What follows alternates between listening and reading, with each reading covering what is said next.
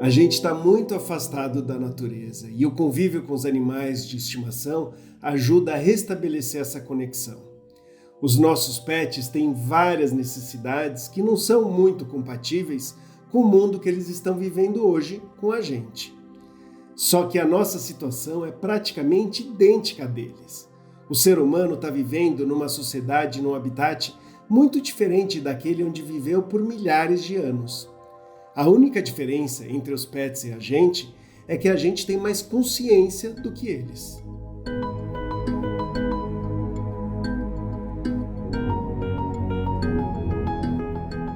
Alexandre Rossi sempre esteve rodeado de bichos.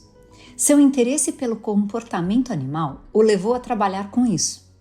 Conhecido como Dr. Pet, Alexandre adotou alguns vira-latas, entre eles a Estopinha, que ficou conhecida nas redes sociais e faleceu recentemente.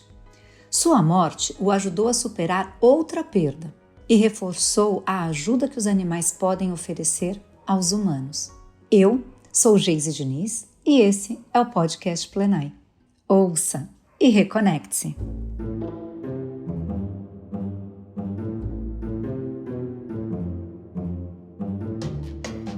No meu aniversário de 5 anos, eu ganhei um aquário com um casal de lebiste, um tipo de peixe. Foi o primeiro presente que eu lembro de ter ganhado. O aquário era em formato de cubo, tinha uns 30 centímetros de cada lado e o fundo preto. O macho era todo bonitão, enquanto a fêmea parecia um peixinho comum. Eu passava horas observando os lebistes.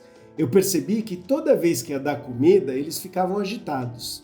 Eles iam para a superfície, porque a ração boiava e comiam um monte. Meus pais sabiam que eu adorava tudo relacionado a animais não humanos e me deram outros peixes. Eu tinha uns cascudinhos que às vezes ficavam escondidos e acabavam sem comida, porque os lebistes comiam primeiro. Então, eu batia no vidro para avisar que ia dar comida e começava um alvoroço no aquário.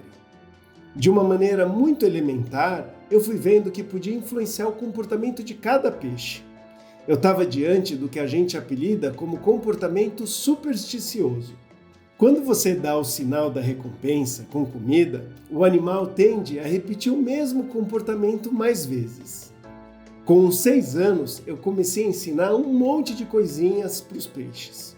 Ensinei um deles a deitar no fundo do aquário, ensinei outro, um Oscar, a puxar uma cordinha para tocar um sino e pedir comida. O Dudu, um dos meus 5 irmãos, adorava esse truque. Quando os amigos dele iam em casa, ele me pedia para fazer o peixe tocar o sino. O Oscar ficava meio fora d'água se debatendo, então molhava todo mundo. Daí em diante eu não parei mais. Eu reproduzia os peixes e trocava os que nasciam por objetos no pet shop, que naquela época nem se chamava assim. Depois eu tive outros bichos. Não lembro onde foi que me deram um girino. Eu cuidei desse girino e ele virou uma rã. Quando eu estava na 3ª série, eu convidei os coleguinhas da classe para o aniversário da minha rã. Eu nunca comemorei meus aniversários, mas sempre celebrei os dos meus animais. Até hoje é assim. As crianças trouxeram mosca e minhoca de presente para a rã. Eu tenho contato com alguns amigos do primário e eles ainda se lembram desse aniversário. Mais tarde, eu tive uma aranha caranguejeira. No meu prédio, quando aparecia uma barata, já me interfonavam, porque todo mundo gostava de ver a caranguejeira comendo a barata. Se alguém queria assustar uma pessoa na vizinhança, era só pedir para eu andar com a mão fechada, como se eu estivesse carregando alguma coisa. O pessoal já saía correndo porque não sabia o que podia ser. Eu fiquei conhecido pelos bichos que eu criava. Eu tive cobra, lagarto, iguana, cágado, coelho. Tive muitos hamsters também, que meu pai me deu depois de me desafiar a ficar uma semana sem falar a palavra hamster. A gente morava num apartamento pequeno em 9 pessoas. 6 filhos, meu pai, minha mãe e minha avó. A minha avó dormia no quartinho da área de serviço, que era do lado da lavanderia, e as gaiolas ficavam ali, junto com os aquários. A minha avó se incomodava muito com os hamsters, porque eles ficavam correndo de madrugada na rodinha e atrapalhavam o sono dela. O meio termo foi tentar ficar lubrificando as rodinhas para não fazer nenhum barulho. Acho que a minha avó acabou se acostumando com o ruído. Sempre que morria algum bicho meu, a minha mãe, que é bióloga, falava: olha, já morreu, não quer aproveitar e aprender mais sobre biologia e anatomia? Ela me ajudava a dissecar os animais, me explicava o que estava por dentro deles e o que podia ter acontecido. Para mim era uma coisa normal. Depois é que eu fui percebendo que as pessoas ficavam surpresas com isso. Quando eu fui entrar na faculdade, eu não sabia o que eu ia estudar.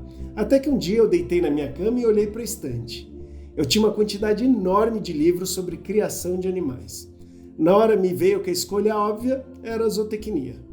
Eu entrei no curso já sendo um PhD em criação de bichos. A faculdade foi muito bacana, mas eu senti falta de mais conhecimento em psicologia e acabei fazendo mestrado nessa área. Numa aula da pós-graduação, eu aprendi que alguns animais que têm cérebro grande em relação ao corpo aprendem a se comunicar através de sinais arbitrários. Teve uma gorila, por exemplo, que aprendeu Libras. Aí numa conversa com o meu orientador eu falei: olha, me desculpa, mas os cachorros podem muito bem fazer o que teoricamente só os grandes cérebros são capazes. Ele me falou: Alexandre, você consegue comprovar isso? Seria muito legal. E aí eu falei para ele que conseguia. Eu tinha uma Weimaraner, mas ela já era super treinada por mim. Então eu resolvi adotar uma vira-lata para mostrar que qualquer cachorro poderia aprender. E foi assim que a Sofia entrou na minha vida. Eu peguei ela na rua perto do aeroporto em São Paulo. Ela estava sozinha, não tinha dono e era alimentada pelos moradores da região. Eu treinei a Sofia e demonstrei no mestrado que ela podia se comunicar através de sinais aprendidos. Hoje, tem mais de 100 citações a Sofia em livros e artigos científicos publicados. Nessa época, eu apresentava um quadro chamado Dr. Pet no Domingo Espetacular na Record, que tinha uma audiência muito grande. Nesse programa, eu ensinava dicas para melhorar a relação entre as pessoas e os seus bichinhos. A Sofia aparecia na TV e eu percebi que, por causa dela, as adoções de vira-latas aumentaram muito. Então eu quis que meu próximo cachorro também fosse um vira-lata. Eu queria também um animal que tivesse sido devolvido por uma família, para mostrar que é realmente possível mudar o comportamento de um bicho problemático. Esse pet foi a Estopinha.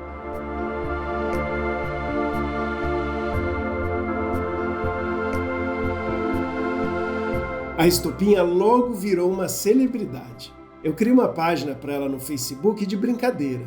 Cresceu tanto que ela virou o segundo pet com mais seguidores no Facebook do mundo. Quando eu adotei a Topa, prometi que eu ia cuidar dela até o fim. Ela viveu 14 anos e morreu há poucos meses. Como eu já tive muitos animais, eu sabia que num determinado momento a dor da perda ia passar e eu ia ficar bem de novo. Mas esse luto ainda está sendo bastante difícil para mim.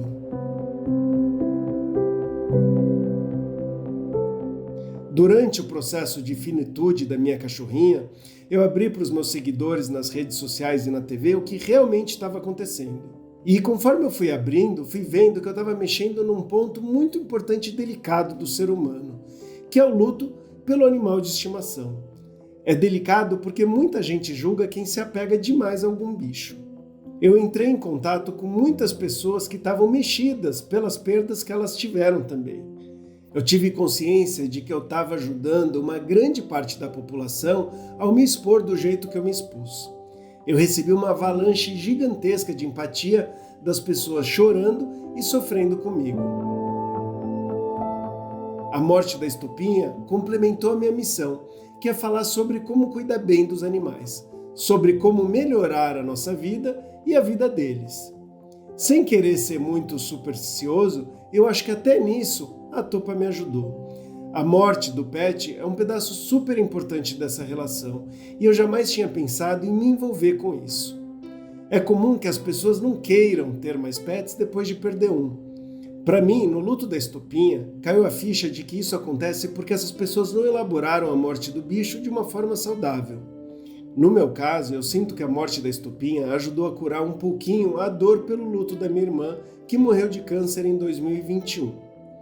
Antes da morte da Estopinha, eu tive meio que um sonho acordado em que a minha irmã e eu estávamos caindo num abismo ao lado de uma duna de areia.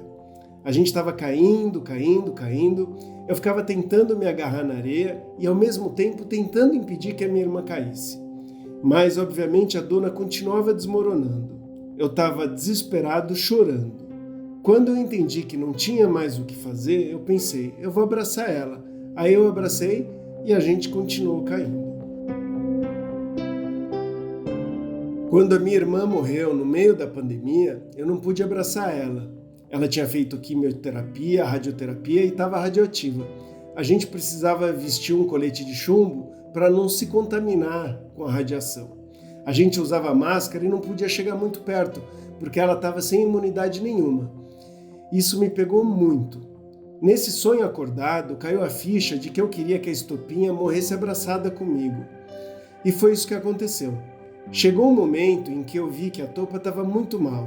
Ela estava vivendo com altas doses de morfina, anti-inflamatório e corticoide. A gente estava segurando ela de uma forma quase que artificial demais. Eu senti que ela estava indo embora. Na noite em que ela morreu, eu não dormi e senti na minha mão o coração dela parando de bater. Naquele momento, é como se eu tivesse abraçado a minha irmã.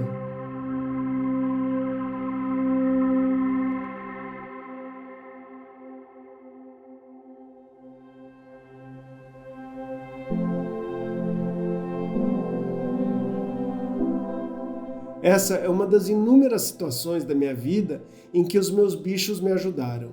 Eu tive depressão desde pequeno. Por mais que as pessoas nos deem palavras de apoio, a gente se sente julgado por elas. Com os animais eu nunca tive essa sensação. Além disso, com eles, eu me transportava para um outro mundo. Quando eu olhava os peixinhos no aquário, lá na infância, eu me sentia quase como um peixe nadando na água. Observar os pássaros me despertava o prazer de voar. Todo mundo que estuda comportamento animal aprende que humanizar bicho é errado, ponto, e acabou. Eu discordo. O ser humano evoluiu cuidando de um monte de crianças na tribo. E agora não tem mais essa configuração social. O resultado é que a gente cuida do pet como se fosse um neném, porque a gente tem essa necessidade para levar uma vida mais plena. Quando eu entendi isso, eu parei de julgar que humanizar é errado, pelo menos do ponto de vista do ser humano. Mas é errado pensando no cachorro ou no gato? Eu criei uma regra para mim. Não é errado desde que o tutor tenha consciência disso e saiba como humanizar o animal. A espécie real tem determinadas necessidades que precisam ser respeitadas. A pessoa precisa achar saídas que beneficiem os dois sempre que possível, ou que pelo menos não faça mal para nenhuma das partes. Quando me perguntam, você é pai dos seus cachorros e da sua gata? Eu respondo que sou. Eu sou pai de pet.